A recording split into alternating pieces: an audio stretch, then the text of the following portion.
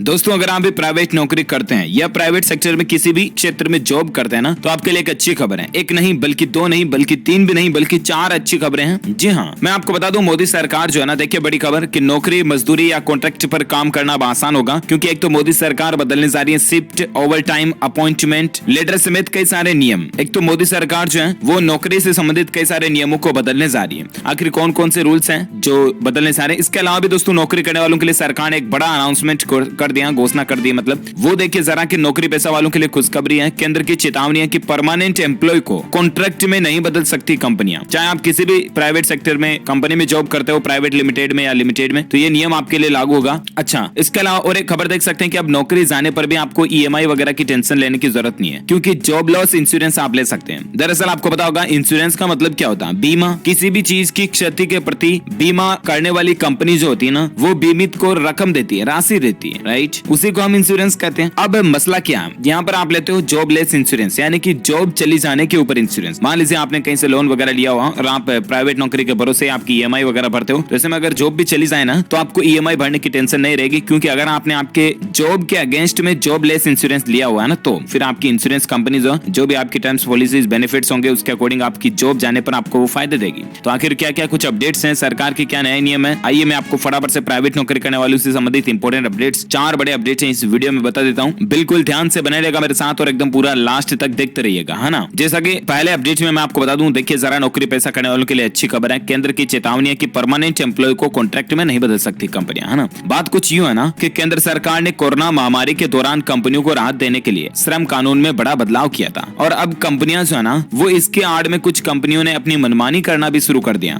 और नए श्रम कानून का बहाना बनाकर परमानेंट नौकरी पर रखे कर्मचारियों को कॉन्ट्रैक्ट वर्कर के रूप में बदलना भी शुरू कर दिया। अब देखिए जरा, मतलब कंपनियां क्या है कि सरकार के उस नए कानून का ही गलत फायदा उठा रही है ना। मतलब कि कंपनियां क्या कर रही है, बहाना बना करके जो परमानेंट नौकरी पर कर्मचारी है ना, उनको भी कॉन्ट्रैक्ट वर्कर यानी कि ठेकेदार के रूप में बदलना शुरू कर रही है, ठेके में काम दे रही है ऐसा। तो ऐसे में सरकार ने इन कंपनियों को चेतावनी देते हुए कहा कि नए कानून की आड़ में कोई भी कंपनी परमानेंट नौकरी पर रखे हुए कर्मचारी को कॉन्ट्रैक्ट वर्कर के तौर पर नहीं बदल सकती है। समझ रहे हो ना, मतलब कि जो ऑलरेडी परमानेंट कर्मचारी है किसी कंपनी में, तो उसको फिर कंपनी कॉन्ट्रैक्ट में नहीं बदल सकती है। किस आधार पर? ये जो न्यू एक्ट है उनके आधार पर, ठीक है ना। इसके साथ ही सरकार ने कहा कि छटनी के शिकार कर्मचारियों की मदद के लिए भी कंपनियां विशेष फंड के तौर पर CSR फंड का इस्तेमाल कर सकती हैं। वहीं नए श्रम कानूनों को लेकर जल्द ही श्रम मंत्रालय की और एक बैठक भी होने वाली है। तो उस बैठक में तो क्या निर्णय लिया जाता है, मैं आपको अपडेट बता ही दूंगा। DLS न्यूज के ऊपर 24 दिसंबर को यह बैठक होगी, ठीक है ना। और बाकी अगर आप 24 दिसंबर से बाद ये वीडियो देख रहे हो, तो DLS न्यूज के ऊपर एक अलग से उस बैठक का वीडियो भी मैं आपको डाल दिया हूँ, तो उसका लिंक आपको इसके नीचे मिल जाएगा, तो चेक कर लीजिएगा, ठीक है ना। फिलहाल अपन बात करते हैं सरकार और नौकरी करने से संबंधित कई सारे नियम बदलने जा रही है, जैसे कि नौकरी की shift, overtime, appointment letter समेत कई सारे रूल्स। तो क्या इसकी प्लानिंग है? तो देखिए जरा, नौकरी और मजदूरी करने वालों के लिए मोदी सरकार एक बहुत बड़ी योजना लाने वाली है। दरअसल केंद्रीय श्रम और रोजगार मंत्रालय ने नवंबर 2020 में व्यावसायिक सुरक्षा, स्वास्थ्य और कार्य स्थिति संहिता 2020 के तहत कुछ नियम भी बनाए थे। उम्मीद है कि इन सभी नियमों की अधिसूचना भी तारीख से 45 दिन के अंदर अंदर पेश हो जाएगी। और बाकी दोस्तों, केंद्र सरकार की नौकरी से संबंधित इस योजना से न केवल नौकरी करने वाले कर्मचारी बल्कि मजदूरों और माइग्रेंट वर्कर्स जो है ना, जैसे कि डाक वर्कर्स हो गया, कंस्ट्रक्शन वर्कर्स, माइंस कर्मचारी, कॉन्ट्रैक्ट लेबर जिसमें ठेकेदार वगैरह हो गए, उनको भी फायदा मिलेगा। वर्किंग जर्नलिस्ट के अलावा ऑडियो विजुअल वर्कर यानी कि न्यूज जर्नलिस्ट वगैरह हो गए। इसके अलावा अन्य कर्मचारियों को भी फायदा होगा, कंप्यूटर काम करने वाले, ऑफिस में काम करने वाले, मशीनरी में काम करने वाले सभी वर्कर्स को फायदा होगा, ठीक है ना। सरकार ऐसे नियम बनाने जा रही है। अब देखिए जरा क्या नियम है। तो एक तो कर्मचारियों के नियुक्ति पत्र संबंधित नियम है, यानी कि अब बिना अपॉइंटमेंट लेटर के दिए कोई भी वर्कर नहीं रख सकता। कंपनी के लिए ऐसा नियम बन रहा है कि अपॉइंटमेंट लेटर कर्मचारी को देना जरूरी ही होगा। नए नियम लागू होने के 3 महीने के अंदर ही इसे सभी कंपनियों को लागू करना भी अनिवार्य हो जाएगा। और नए नियम के अनुसार नियुक्ति पत्र में कंपनी को पद का नाम, किस श्रेणी में वर्कर काम कर रहा, उसका वेतन, ग्रास सैलरी आदि देना अनिवार्य होगा। बिना नियुक्ति पत्र के कोई भी कंपनी किसी भी वर्कर को नहीं रख पाएगी। तो वाकई में ये स्ट्रिक्ट रूल होगा, क्योंकि बहुत बार ऐसा होता है ना कि मान लीजिए वर्कर किसी कंपनी में काम कर रहा है और उसको अपॉइंटमेंट लेटर ही नहीं दिया कंपनी ने, ठीक है ना, और आ रहा वो काम 6 महीने 12 महीने हो गए उसको काम करते हुए। अब होता यूं कि अगर उसकी जॉब चली जाए तो उसका जिम्मेदार कौन है? कंपनी उसको आज ही उसकी कंपनी से बाहर निकाल दे तो उसका जिम्मेदार कौन है? मान लीजिए आप किसी कंपनी में काम करते हो और आपके पास तो अपॉइंटमेंट लेटर भी नहीं है, आप कंपनी में ड्यूटी के दौरान आपका कोई एक्सीडेंट हो जाता, भगवान ना करे आपका, मतलब मेरे ऊपर ही ले लो यार, मेरा एग्जांपल ले लो, आप कहोगे यार मैं आपको क्यों घसीट रहा हूं ना। तो दोस्तों फॉर एग्जांपल XYZ किसी को भी मान लो, कोई आदमी अगर किसी प्राइवेट कंपनी में काम करता है, ठीक है ना, और आपके पास तो अपॉइंटमेंट लेटर भी नहीं है, काम करने के दौरान कोई एक्सीडेंटल केस हो गया, कोई दुर्घटना हो गई, आपका हाथ, सॉरी वापस आपका नाम ले लिया, XYZ जो भी व्यक्ति उस कंपनी में काम कर रहा है उसका एक्सीडेंट के दौरान कोई हाथ पैर टूट गया, मान लो उसकी डेथ ही हो गई, तो फिर उसका जिम्मेदार कौन होगा? आपके पास प्रूफ क्या कि आप उस कंपनी में काम करते हो? आपके पास तो अपॉइंटमेंट लेटर भी नहीं होगा ना। तो ऐसी स्थिति में अब सरकार ये नियम कंपलसरी बनाने जा रही है कि कंपनी वर्कर को ज्वाइनिंग रखने के पहले ही अपॉइंटमेंट लेटर देना जरूरी होगा, उसके बगैर कोई भी वर्कर ही नहीं रख सके, ठीक है ना।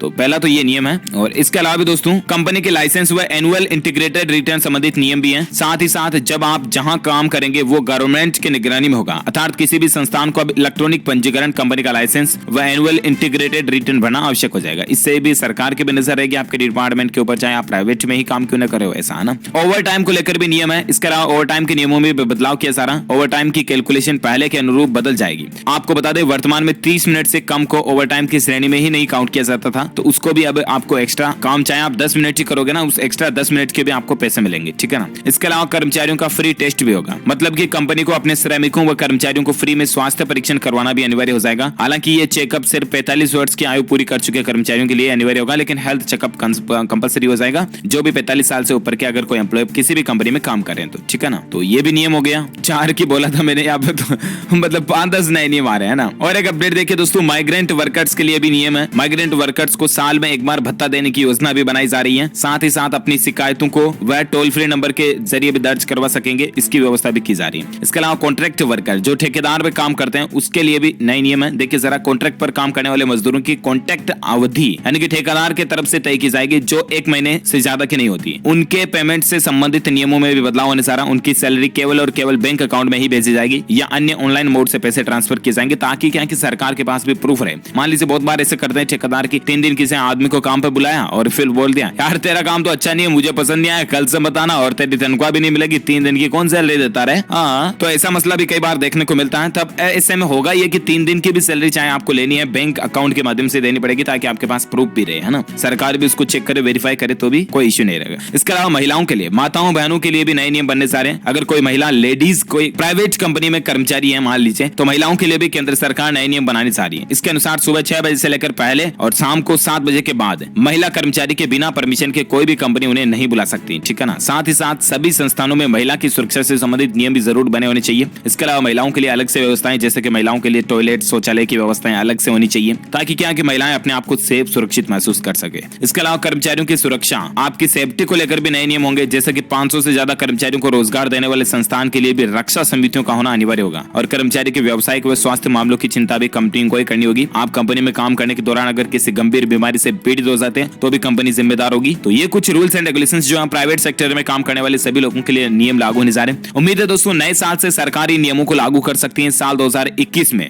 जरूर ये नियम इंप्लीमेंटेशन में आ सकते हैं। और जैसे ही ये नियम इंप्लीमेंटेशन में आए, वाकई में मान के चलिए दोस्तों, प्राइवेट सेक्टर में नौकरी करने का तरीका ही बदल जाएगा। आपका रो भी बदल जाएगा, रवाब जिसे क्या कहते हैं, मतलब रवैया ही बदल जाएगा नौकरी करने का। आप अपने आप में एकदम बॉस वाली फीलिंग से नौकरी करोगे कि यार नौकरी पे जा रहे हैं अपन, एम्प्लॉय नहीं बॉस हैं, क्योंकि अपने को सरकार के सारे राइट्स मिल रहे हैं, समझ रहे हो ना। आप आजादी महसूस करोगे नौकरी में। तो वाकई में ये नियम जब भी सरकार इंप्लीमेंट करती है, लागू करती है, मैं आपको अपडेट DLS न्यूज के ऊपर जरूर बता दूंगा। और बाकी जैसा कि मैं आपको और एक खबर ये बता रहा था कि अब नौकरी जाने पर आपको टेंशन नहीं रहेगी। बात कुछ यूं है कि आजकल बाजार में बहुत सारी इंश्योरेंस कंपनियां ना, आजकल तो आपको पता होगा दोस्तों हर एक चीज पे इंश्योरेंस मिलता है। आपकी गाड़ी पर, बाइक पर, कार पर वगैरह, इन पर तो मिलता है, आपको भी पता। हमारे हेल्थ पर भी इंश्योरेंस मिलता है, ये भी आपको पता। इसके अलावा भी बहुत सारी अलग अलग तरीके के इंश्योरेंस भी होते हैं। जैसे मान लीजिए कोई आप बड़ा प्रोजेक्ट ले रहे हो तो उसमें आग लगने का भी इंश्योरेंस होता है, पानी में डूब जाने का भी इंश्योरेंस होता है, जहाजों के, और भी मतलब हवाई जहाज का इंश्योरेंस होता है। तो इसी कड़ी में अब आज एक नया इंश्योरेंस भी देखने को मिला होगा। हो सकता है आपने इसके बारे में सुना हो, पहले कभी नहीं सुना तो मैं आपको बता दूं, जॉब लॉस इंश्योरेंस भी आ चुका मार्केट में। यानी कि अगर आपकी नौकरी चली जाए तो उस पर भी कंपनी आपको इंश्योरेंस देगी। जी हाँ, दरअसल बात कुछ यूं है ना कि प्राइवेट नौकरी करने वाले लोगों के लिए ये इंश्योरेंस खास करके अच्छा है, क्योंकि बहुत सारे लोग लोन वगैरह लिए रहते हैं और इंश्योरेंस अगर उनके पास नहीं होता तो ऐसे में उनकी लोन की किस्त भरना भी मुश्किल हो जाता है। और इसीलिए ये लोन की किस्त भरने के लिए वाकई में बहुत ही अच्छा इंश्योरेंस है जॉब लॉस इंश्योरेंस जो है। ये आप कहां से ले सकते हैं दोस्तों ये इंश्योरेंस कवर, तो मैं आपको बता दूं, भारत के ऑनलाइन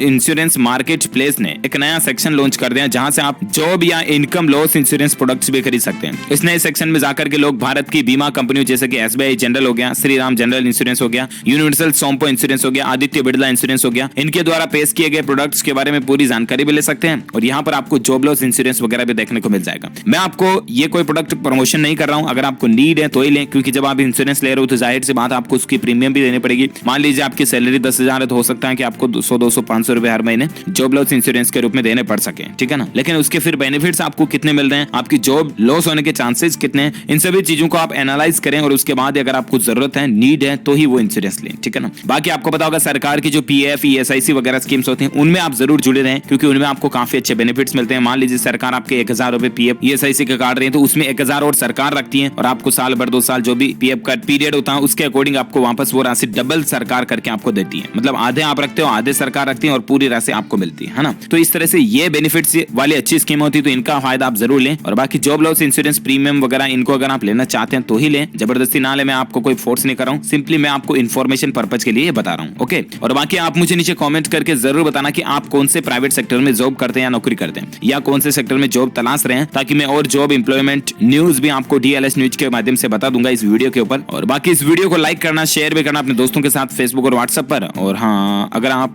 DLS न्यूज चैनल पर पहली बार आए ना तो चैनल को सब्सक्राइब करके बेल आइकन जरूर दबा देना, ताकि आपको रोजाना के ताजा अपडेट्स तुरंत आपके मोबाइल पर मिलते रहेंगे। Thank you, take care, goodbye, जय हिंद, जय भारत, वंदे मातरम।